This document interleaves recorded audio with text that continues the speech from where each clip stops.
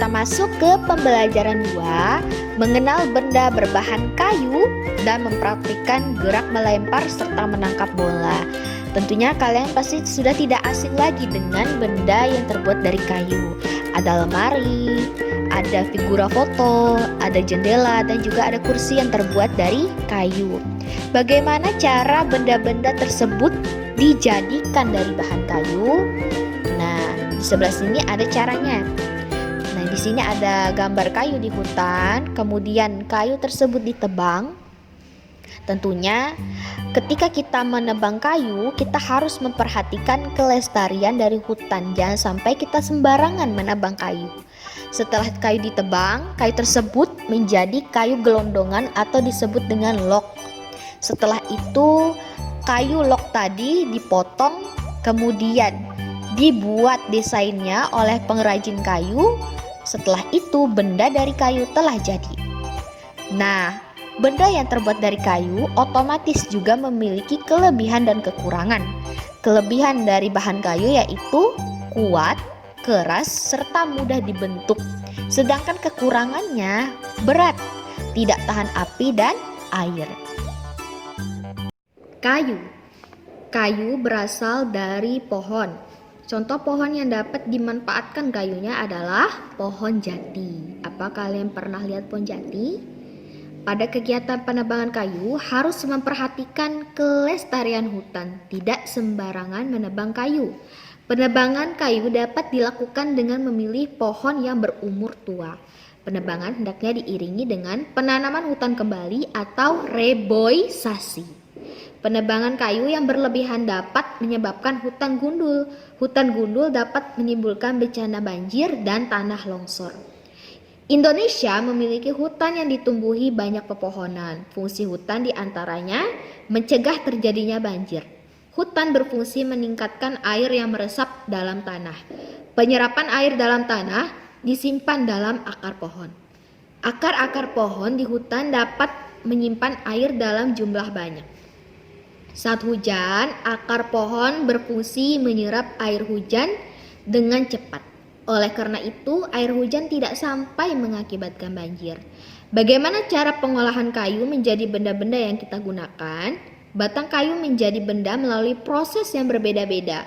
Batang pohon ditebang, batang pohon yang telah ditebang disebut kayu gelondongan atau log.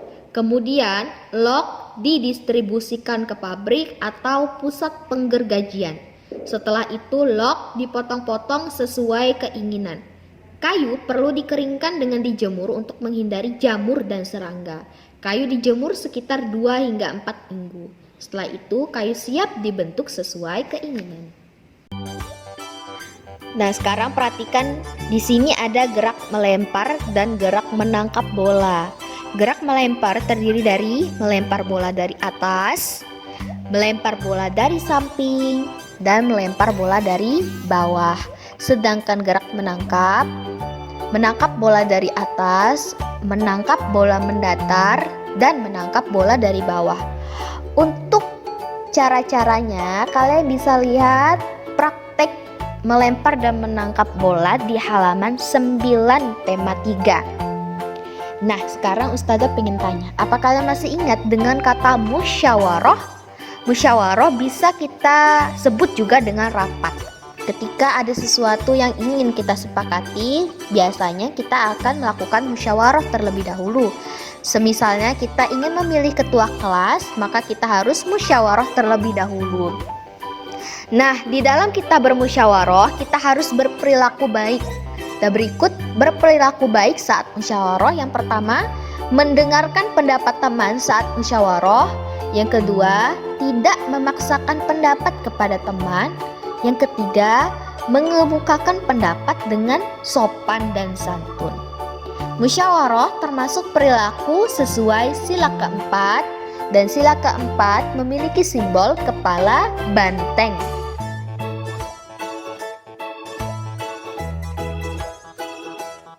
Sekarang kita masuk ke pembelajaran 3.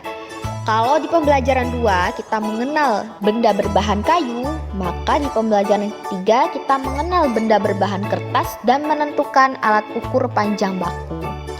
Lihatlah gambar-gambar benda berikut ini. Ada koran, ada majalah, dan juga ada kartu ucapan. Semua benda tersebut berasal dari bahan kertas. Nah, seperti yang kita tahu, kertas itu banyak sekali kegunaannya. Yang pertama, untuk menulis, menggambar, dan juga melukis. Yang kedua, sebagai bahan untuk pembuatan kardus dan tisu. Yang ketiga, sebagai sarana mencetak informasi, misalnya buku, koran, dan majalah. Dan untuk membuat benda-benda mainan seperti layang-layang. Apakah kalian tahu kertas itu dari apa? Ya, kertas itu terbuat dari kayu. Bagaimana caranya Ustazah kayu yang keras bisa menjadi kertas yang lembut? Perhatikan penjelasan Ustazah berikut ini. Nah, bagaimana caranya kayu bisa menjadi kertas yang lembut? Pertama, batang pohon yang ada di hutan ditebang. Kemudian batang pohon yang ditebang disebut kayu gelondongan atau log. Kayu gelondongan dibawa ke pabrik dan didiamkan beberapa bulan untuk melunakkan log. Kayu tersebut dikupas kulitnya, dipotong-potong sampai berukuran kecil. Setelah itu, kayu dilebur menjadi lunak seperti bubur yang bernama pulp dan dipipihkan menggunakan mesin.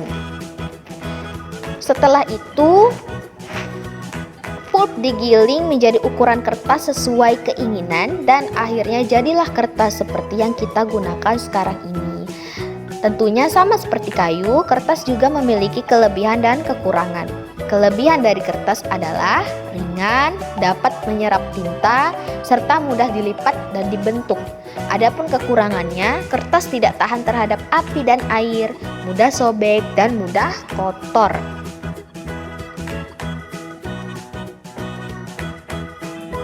Seperti tujuan dari pembelajaran 3, yaitu menentukan alat ukur panjang baku. Tadi kita sudah mengenal apa saja alat ukur panjang yang baku. Ada penggaris, ada pitameter, dan rollmeter pengukur tanah. Penggaris digunakan mengukur benda berukuran kecil seperti pensil, pulpen, dan penghapus.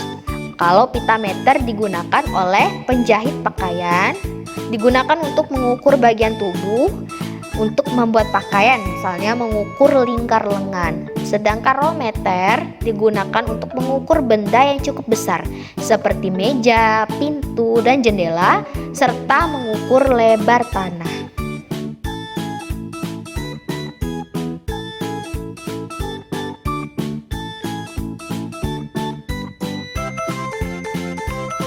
Bagaimana pembelajarannya hari ini? Apakah seru? Apakah sulit?